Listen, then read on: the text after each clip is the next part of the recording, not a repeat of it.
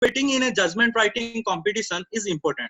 There are broadly two reasons. Firstly, in most of the judicial service examinations, they directly ask you to write a judgment in their mains paper. Like in Rajasthan judiciary, Madhya Pradesh judiciary, Chhattisgarh judiciary, etc. Those who can't listen, they can connect your audio. There is an option to connect via device audio. Then you can listen to the session. Yeah, please continue. Okay.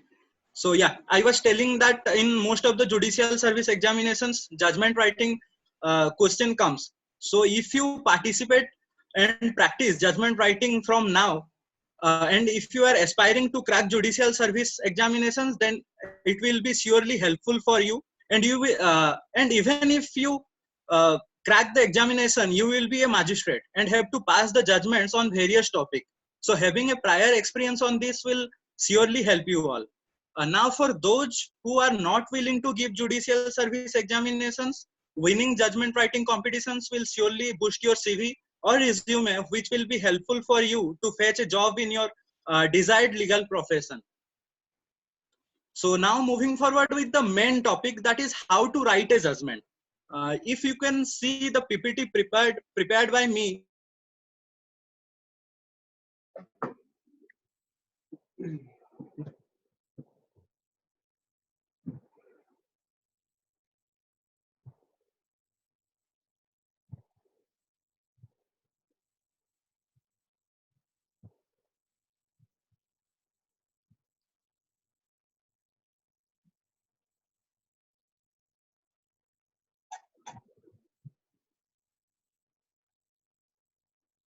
So after reading down it, let's discuss about what are the essential elements of a judgment, or what are the steps involved in a judgment writing.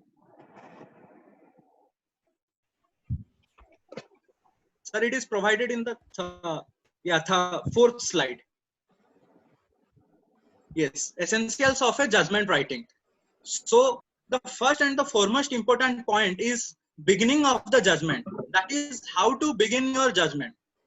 A judgment at the top of it should always contain the name of the court, title and number of the case which is being decided, and also the name and designation of the judge concerned.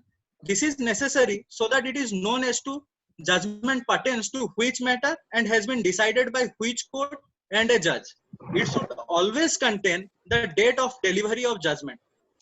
However, I would like to inform you that in judgment writing competitions, organizers will provide you a specific team code, and you have to mention the same in the place of name and designation of the judge, because for obvious reasons you cannot reveal your identity, right? So now moving forward with the title of the judgment. What are included in the title of the judgment? So there are three parts. First, name of the court. Secondly, designation of the presiding officer. Thirdly, place of the court. So I have provided an example in the PPT. I will repeat it here also. For example, the Court of Judicial Magistrate First Class. That will be your name of the court and designation of the presiding officer. And District Court Bhubaneswar, Orissa is the place of the court. So your total title would be the Court of Judicial Magistrate First Class, District Court Bhubaneswar, Orissa. So that you have to decide according to the judge that has been provided in the moot proposition, judgment proposition. Okay. So in most of the judgment writing competition, you have to represent as a judge of appellate court. That is basically a high court, right? So the title of your judgment would be in the Honorable High Court of Orissa at Cuttack, or if you say the Delhi High Court, then in the Honorable High Court of Delhi at Delhi. Okay.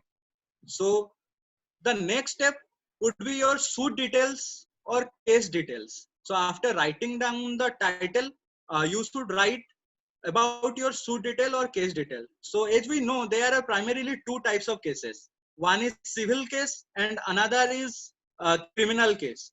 So under civil cases, you have to mention the civil suit number and the date of institution of suit.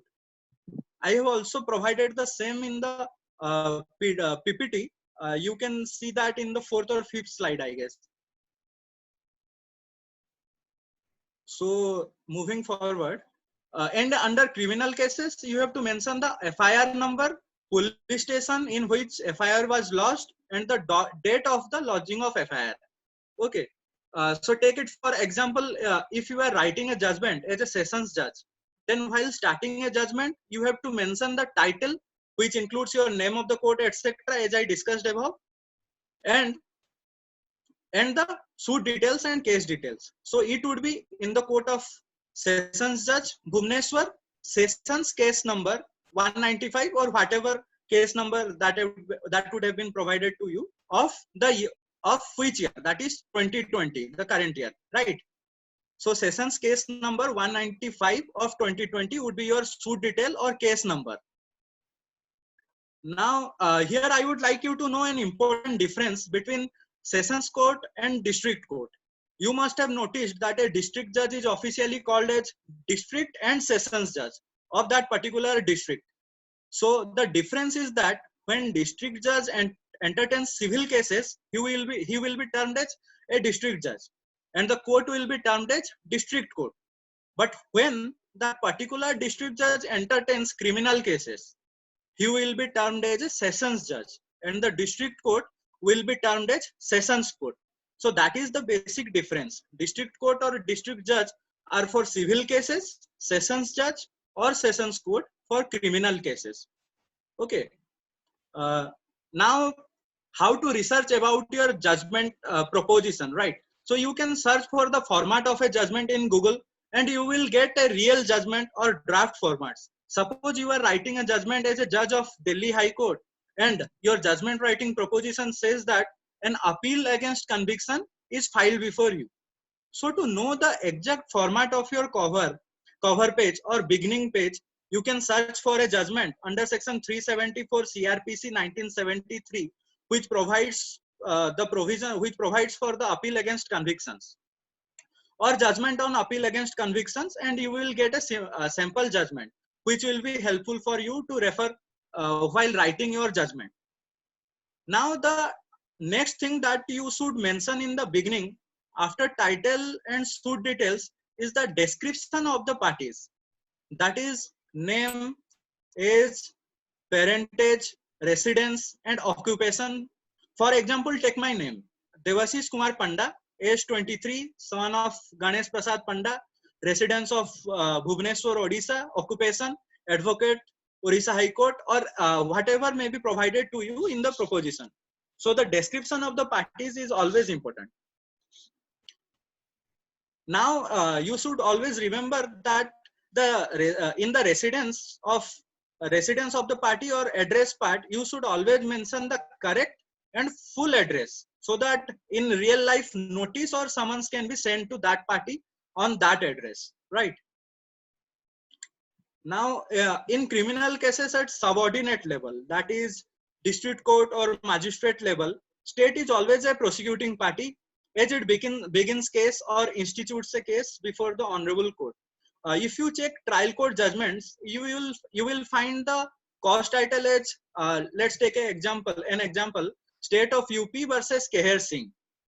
As crime affects public at large, the state represents the victim in lower courts. So if you are writing a judgment as a judge of a lower court, that is sessions court or district court, then in a criminal cases, state will always be the prosecuting party and the accused will be the defense. Now, after the details or description of the parties, you should mention the name of the counsel for the parties. That is the name of the advocate who is representing the prosecution and defense in criminal cases or complainant and opposite party in civil cases. So it is also important to mention the counsel who is representing the parties. Okay. Sir, I would like you to move forward with the PPT. So,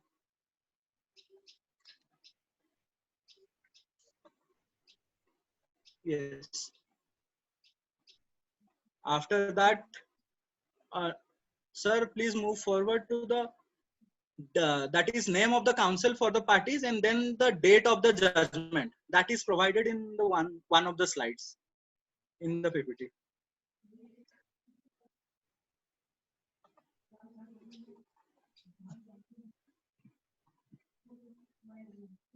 No, sir. Before it. Beginning of the judgment. This one? No. Before that, the heading is the beginning of the judgment. That would be the last part of. Can you tell me the slide number? Wait.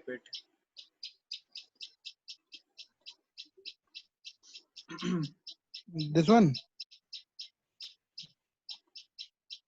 Yes, description of the parties. Yeah. So you can see there that what is the description of the parties and all. And after that, then comes the date of the judgment. That is the date on which you are pronouncing the judgment. Like while reading real judgments, you will find this as a judgment is that judgment reserved on or judgment pronounced on or delivered on. So while reading down the real judgments, you will find this serially after the title, name of the parties, case details, then the advocates representing the parties, and this the date of the judgment. So you must include all these things in your judgment while writing down it. So these are the most essential part and beginning part of the judgment. Okay. So let's recap it quickly. Your beginning of the judgment includes title of the judgment, that is name of the court, designation of the judge, and place of the court. Then comes suit details or case details. That would be the number of the case, like Sessions Court case number 195 of 2020. And then the name and description of the parties. As I said, state of UP versus Keher Singh, or in civil cases, you can take Devashish Kumar Panda versus any other name. Then name of the counsel appearing for those parties, and at the last, the judgment of the date of delivering the judgment. So you should not skip these points and should appropriately mention them while writing down the judgment. It is very much important both for those who are aspiring for judicial service examinations and also for those who are participating in judgment writing competitions, right? That's all for the beginning part. Now let's move to the main part, that is body of the judgment. So let's discuss about what you should write while opening the judgment. So you should always keep this in mind that while opening it, you should mention judgment in capital in the center of the page, and each para should have a numbering. So while starting, I have mentioned it in the PPT. You can check that judgment in capital letter, then the name of the judge. Okay. So while starting down a judgment, you should mention like this. The judgment part must be in caps. So after that, a judgment should always begin with a brief introduction of the case history, such as what is its nature, whether civil or criminal, etc. What is its stage, whether trial of a criminal case or an original suit or appeal or revision, and if trial, whether regular or summary trial. If it is not original jurisdiction, it should indicate as to how and when it reached the stage of appeal or revision. Okay. So if it is a civil case, then mention as to under which section of which act the case is about and what is its subject matter. The subject matter is the cause of action from which the suit arises. So if it is a criminal case, then you have to specifically mention the charges leveled against the accused. Now this introduction should be your first para. Okay. I have mentioned the same in the PPT. So let's take, for example, the first para of your judgment would be like this. By this appeal, the appellant challenges the judgment and order passed by the learned session judge under the Indian Penal Code 1860, wherein the accused has been convicted of the offences punishable under section 326A, 307, 120B IPC. So you can start your judgment like this. This would be your introductory part, introduction of the case. Okay. So in the second para, you have to mention the admitted and undisputed facts. Admitted facts are the facts which are admitted by the parties either in their written statement if it is a civil case or cross-examination, and undisputed facts are those facts which are admitted by both the parties and are not disputed or rebutted by either party. So you should always mention the undisputed facts. Devashish, can you be a bit slow? Oh, okay, okay, Like, sir. yeah, Okay, please. done. So yes, I was discussing about the admitted and undisputed facts, right? So you should always mention it in the second para after mentioning your introduction of the case history and details about the case. Now, in the third para, you should mention the prosecution story. If it is a criminal case or plaintiff story in a civil case, okay. In this, you should mention necessary details about the prosecution story. If you are in appellate stage, then what was the prosecution story in the sessions court, that is lower court, and you should mention only facts which are essential for the decision. So that would be your third para, that is prosecution story or plaintiff's, that is prosecution story if it is a criminal case, or plaintiff's story if it is a civil case. Now moving forward to the fourth para of your judgment, that should deal with the brief story of the defendant or respondent, which can be cited from the pleadings of the party or the written statement filed by it. Okay. And if it is a criminal case, judgment should mention the statement of the accused taken under section 313 CRPC. Now those who have read CRPC can relate to this. So in doing so, your efforts as a presiding officer should be to Can you please explain a bit of section 313 CRPC? Okay. So now, yeah. After examination of witnesses of the prosecution, there is a stage where accused is questioned by the judges. That is provided under section 313 of CRPC. Now in that stage, accused gives his statement.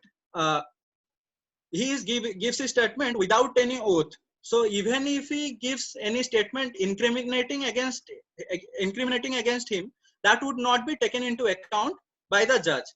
That is the stage where judges question the accused on if he pleads guilty or not, and why he has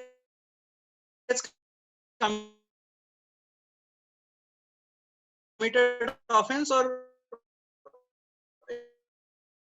if he has committed accusation, then defense enters into his defense or defense evidence or witnesses, right? So 313 is a stage in between it. So if statements are recorded under this section, you should mention it. If you are a judge of the appellate court, or even if you are a judge of a sessions court, this is an important part while recording the judgment. Okay. So after introduction of the case history, the next step is determination of the issues or points.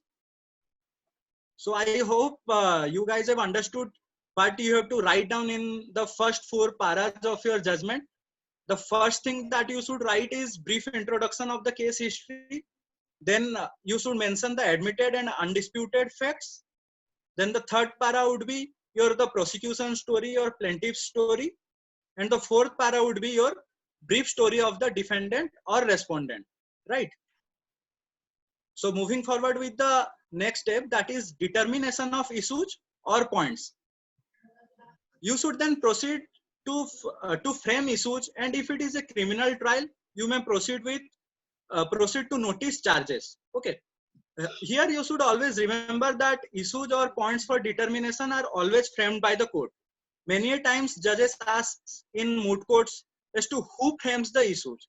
So this will be your answer, that the issues are framed by the honorable court, right? So as you are a judge of a court, so you have to frame the issues. In the PPT, I have mentioned 2 sections, one order, that is order 14 of the Code of Civil Procedure, wherein the definition of framing of issues has been provided. And then under section 354 of the CRPC, which provides that the judgment should contain points for determination for decision and the reasons for such decision. So Please please be slower, Devashish. okay. People are getting hard to understand what you are saying, so please explain it like bit Okay, sir. slower. Go with a normal flow, slow flow. So now, as I discussed about the determination of issues or points, that would be your next step in the judgment. So as a judge of a court, you should frame issues. Okay. Now the definition of the issue is provided under Order 14 of the CPC and Section 354 of the CRPC. You can see that in the PPT. Now, framing of issues in a civil suit and charges in a criminal trial are the requirements of the law. But formulating points for determination in other matters apart from civil cases and criminal cases also helps the court to remain focused on the question of law and facts which is called upon to decide. Right. So now there are two types of issues. Issues can be divided into preliminary issue and issues on merits. Now, preliminary issue is an issue which deals with the maintainability of the case. So, for example, in a case of appeal against conviction before a high court, the preliminary issue would be whether the instant criminal appeal is maintainable before this honorable court of Delhi. Okay. So, if the appeal is, if you are filing a special leave petition, if you are judging a special leave petition, so the preliminary issue would be whether this instant special leave petition is maintainable before this court or not. Okay. The second part of the issue is issue on merits. The issue on merits are the issues which deals with the disputed facts between the parties. For example, whether the order of conviction pronounced before the learned sessions court is valid. Like if you are a judge in the high court, this would be the most preferable issue to make for your judgment.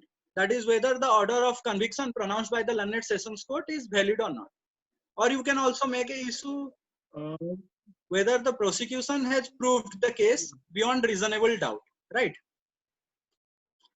So the issues are of two types. Can you please explain first how to make an issue from the problem? Yes, sure. Now, yeah, please explain first, like how to make an issue. How many issues can be framed, like in civil case and in these points? Okay, sir. Now, after reading down the proposition given to you, you will see that there are certain set of facts which are asserted by the prosecution. Let's take an example. Let's take an example of criminal case. Okay, so there would be certain facts which would be asserted by the prosecution, and there would be certain facts asserted by the defense. Right. Suppose let's take an example of a fact of acid attack. Okay, so the prosecution would be asserting that the crime has been committed by the accused person because the bottle of acid has been found from his house. To counteract this, the defense would assert that the particular bottle does not contain the fingerprints of the accused person. So these are two polar opposite facts on a particular point, that is whether the accused have committed the right. So as these two sets of facts are polar opposite and are not accepted by both the parties, this would arise to the issue, right? So you can frame an issue on this, like whether the accused person has committed acid attack under section 326A of Indian Penal Code.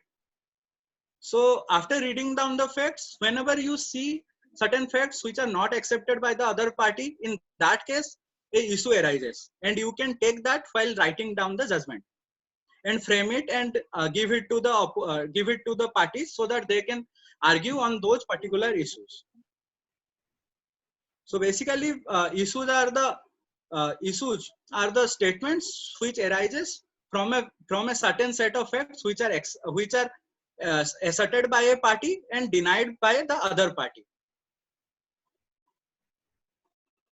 Now, if in your facts it is mentioned that the accused person is charged of attempt to murder, so you should see the facts and the arguments given in that proposition, which are asserted by the prosecution, and the facts which are asserted by the defense. And on that count, the issue would be that whether the accused person has committed attempt to murder under section 307 of Indian Penal Code. So like that, you can frame your issues by seeing the set of facts. So is there any number, like how many issues can be made? Like, is there some general number, like normally? If you take criminal cases, generally there would be three broad issues. Like first would be primary, the first would be the preliminary issue. If it is a judgment, if it is a appeal against conviction. So so the first issue would be, that is preliminary issue, would be whether the present appeal is maintainable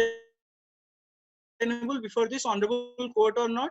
Now, moving down to the case on merits, the second issue would be whether the prosecution has proved its case beyond reasonable doubt, or whether the order of the learned sessions court is valid or not.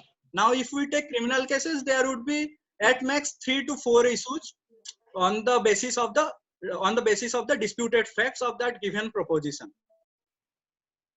Now, if we see constitutional matters that are before the Supreme Court, the number of issues sometimes move to 6 to 7. So the number of issues is decided on the basis of the disputed facts in your proposition. Now, every disputed facts you should not take as an issue, because there are certain facts which are related to each other, and that would come under the broad heading of a particular issue. So you should try to inculcate or include those disputed facts which are related to each other in a single issue, so that you doesn't end up with making a lot number of issues. That would be a problematic and could create a negative impression before a judge while you write a judgment for a judgment writing competition, or if you make memorial for a moot court. So there is no fixed number of issues that can be made, but you should keep it as minimum as you can make it after reading down the facts. All right, please continue. Yes, thank you, sir. Now, after framing the issues, you must make reference to the evidence that has been laid down before you. Okay, so evidence that is laid in the matter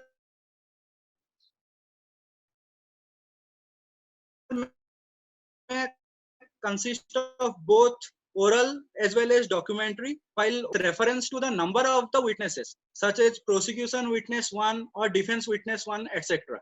And the documentary evidences likewise is mentioned with the reference to the number of documents as they are exhibited, such as exhibit P1 or exhibit D1.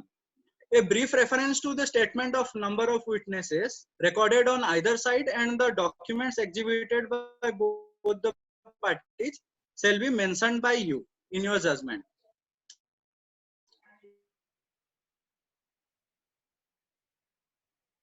So if we take judgment like but they would be providing you with the evidences or the set of facts which can be used by you as an evidence, and you can write it properly that the